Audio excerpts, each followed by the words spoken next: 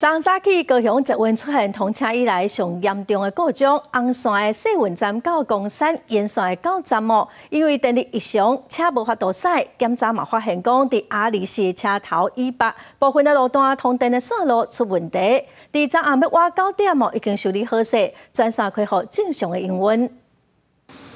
真侪人伫咧高雄捷运站、细运站出口无法度入去，因是到位了才知影讲，这站怎么无营运？看大家真无奈，有人赶时间呢也真不满。什么接驳车他们不管我们，我们叫不到进车，我们从桃园来的，太可恶的。他只有说换其他交通工具，或者是台铁之类的。 高雄捷运红线 R17个细运站到 R21都系公园站，沿线5站，22早起要9点时阵，因为导电轨的电力故障，先是降级用局部运转，或者是单线双向通行。到10点半左右，细运站到 R22清波站直接停止营运。迄当阵4台列车被清车，影响差不多200-300位旅客。 11:06分，影响扩大，自细运站到公山站，总共9个站拢无营运，改用公车接驳。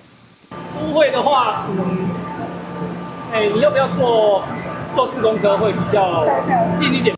经过人员部巡检查，维修人员发现下行路段有一寡导电轨固定的所在松落去，并且甲列车的一电路有弄过混领。 造成列车一电路长期一个第三轨受损，部分区段第三轨的电力故障，所以要区段暂停营运。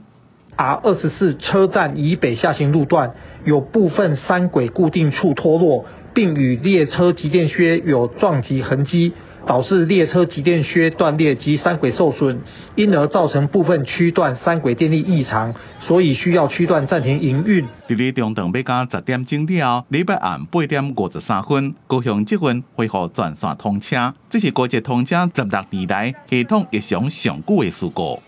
记者综合报道。